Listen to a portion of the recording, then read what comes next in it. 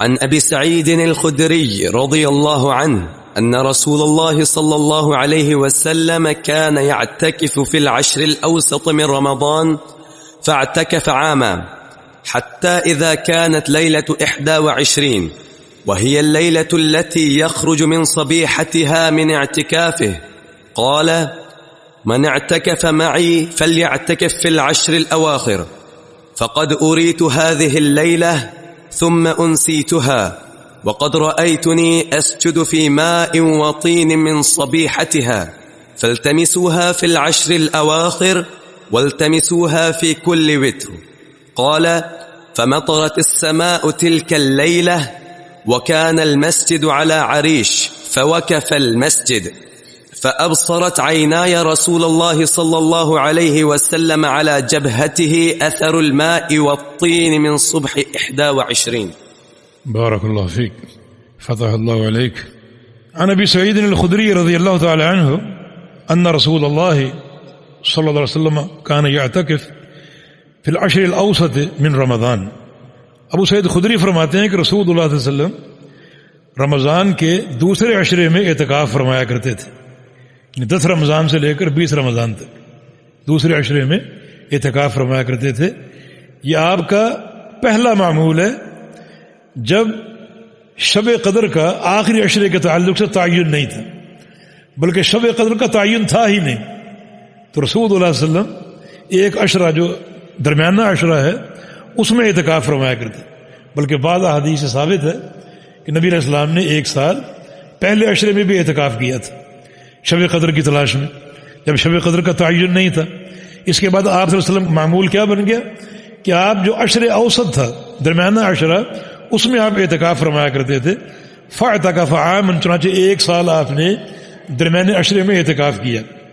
حتی اذا کانت لیلۃ 21، حتیٰ کہ جب 21ویں شب آئی، 21ویں شب یعنی اگلے دن 21واں روزہ تھا جس صبح کو آپ نے اعتکاف سے نکلنا تھا، کیونکہ آپ کا اعتکاف درمیانی عشرے والا اعتکاف تھا، تو آپ نے درمیانی عشرے میں اعتکاف کیا.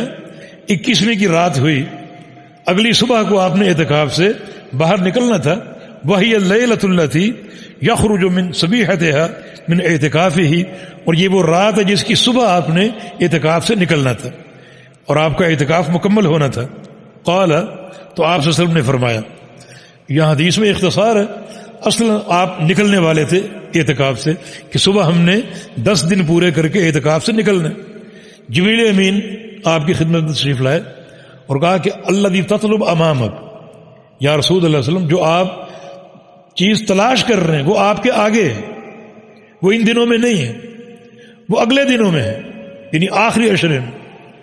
اب آخری عشرے کا تعین ہو چکا ہے، جو چیز آپ تلاش کر رہے ہیں یعنی شب قدر وہ آپ کے آگے ہے، اس عشرے میں نہیں ہے. چنانچہ آپ تک یہ بات پہنچی تو رسول اللہ صلی اللہ علیہ وسلم نے فرمایا، من اعتکف معی، جس شخص نے میرے ساتھ اعتکاف کیا ہے درمیانی عشرے کا، فلیعتکف العشر الاواخر، وہ آخری عشرے کا اعتکاف بھی کرے، اپنے اعتکاف کو جاری رکھے، اعتکاف کو توڑے نہ اور اعتکاف سے نکلے نہ. فقد اریت هذه الليلہ، مجھے یہ رات دکھا دی گئی ہے، شب قدر مجھے دکھا دی گئی ہے. ثم انسیتها، پھر بھلا بھی دی گئی، دکھائی گئی اور پھر بھلا بھی دی گئی. وہ بھولنے کا ایک سبب ایک حدیث میں وارد ہے کہ نبی علیہ السلام جب آپ کو شب قدر بتا دی گئی کہ فلاں رات لیلۃ القدر ہوگی تو آپ خوش ہوئے اور صحابہ کو بتانے کے لیے آئے. تو مسجد میں 2 صحابہ میں جھگڑا ہو رہا تھا، کسی مسئلے میں اختلاف ہو رہا تھا اور ان کی آوازیں اونچی ہو رہی تھی. تو رسول اللہ صلی اللہ علیہ وسلم نے فرمایا کہ مجھے شب قدر بتا دی گئی تھی اور میں خوش ہو کر تمہیں بتانے آیا تھا، مگر ان کے اختلاف اور مسجد میں جھگڑنے کی وجہ سے اللہ تعالیٰ نے بطور سزا کے اس رات کا علم میرے سینے سے اٹھا لیا، مجھے بھلا دیا. اب وہ میں رات بھول چکا ہوں، لہذا اب اس رات کو تلاش کرو آخری عشرے کی 5 طاق راتوں میں. وقد رأیتنی، ہاں ایک علامت آپ نے بتائی، انسیتھا، مجھے بھلا دی گئی، لیکن ایک علامت اس رات کی سن لو. وقد رأیتنی اسجد فی ماء وطین من صبیحتها، میں نے یہ بھی دیکھا، مجھے دکھایا گیا کہ جو رات شب قدر ہوگی اس رات کی صبح میں نے سجدہ کیا کیچڑ میں، مٹی اور پانی میں. یعنی رات کو بارش ہو سکتی، ضروری نہیں لیکن رات کو بارش ہو سکتی. اور ایک حدیث میں آتا ہے کہ یہ بھی ایک علامت ہے کہ جس رات کو شب قدر ہو اس اگلی صبح کو سورج کی شعائیں تیز نہیں ہوں گی بلکہ شعائیں مدھم ہوں گی، اور دھوپ میں تیزی نہیں ہوگی بلکہ ہلکا پن ہوگا. لیکن یہ علامتیں بعد کی ہیں، پہلے کی علامتیں نہیں ہیں. لوگوں نے پہلے کی علامتیں بنا رکھی ہیں اور حکایتیں اور قصے کہانیاں، لیکن سب فضول ہیں، باطل ہیں، بدعت ہیں.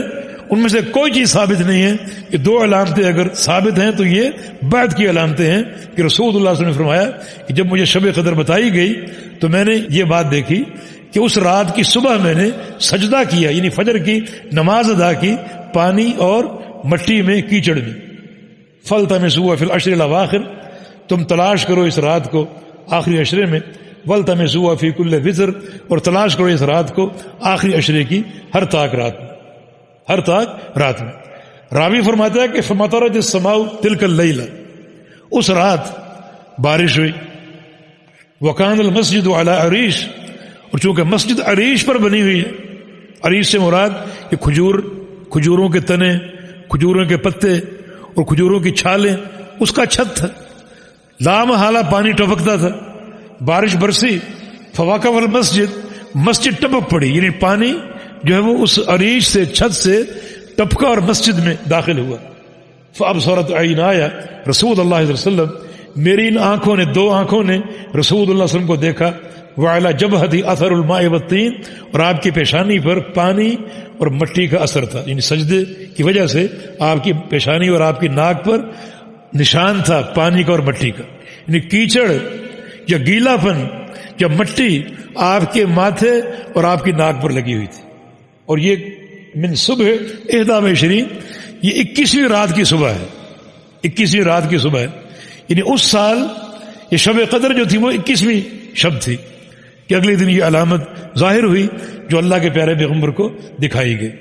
تو اب مسئلہ یہی ہے کہ یہ طاق رات، اس کی تحری اور طلب ضرور کرنا چاہیے اور اس کی ایک تلاش ہمیں ہونی چاہیے. اس کے لیے آخری عشرے کی ہر رات کا جو احیاء اور جاگنا، یہ ایک نبی علیہ السلام کا معمول تھا. اگر یہ طاقت نہ ہو تو کم از کم یہ 5 طاق راتیں ضرور اس کا احیاء ہونا چاہیے اور پوری رات جاگنا چاہیے. اور اگر یہ بھی طاقت نہ ہو تو پیارے پیغمبر کی نصیحت کے مطابق آخری جو 7 راتیں ہیں ان کی طاق راتوں میں ہم اہتمام کریں، ان راتوں میں شب قدر کو تلاش کریں. یہاں ایک نقطہ یہ بھی ہے کہ نبی علیہ السلام جب نماز سے فارغ ہوئے تو آپ کے ماتھے اور ناک پر کیچڑ لگا ہوا تھا. مانا نماز کے دوران آپ نے ماتھے کو صاف نہیں کیا، حالانکہ کیچڑ تھا، مٹی تھی، صاف کرنا چاہیے تھا، لیکن رسول اللہ صلی اللہ علیہ وسلم نماز میں حرکت نہیں کیا کرتے تھے. ہاتھوں کو ہلانا، کبھی سر اور کبھی خارش، اور اگر غترہ پہنا ہو تو یہ نوک ہمیں نماز میں سیدھی کرنی ہوتی، اور اگر اوپر مشلا پہنا ہو تو پھر خلاص، پھر تو پوری نماز اس کو سنوارنے میں لگ جاتی. اٹھتے ہوئے، بیٹھتے ہوئے، رکوع سجود میں اسی کا اہتمام جو ہے وہ رہتا ہے. یہ سارے امور اللہ کے پیارے پیغمبر کے معمول اور آپ کی سنت کے خلاف ہیں اور خشیت کے خلاف ہیں، خشیت کے تقاضوں کے خلاف.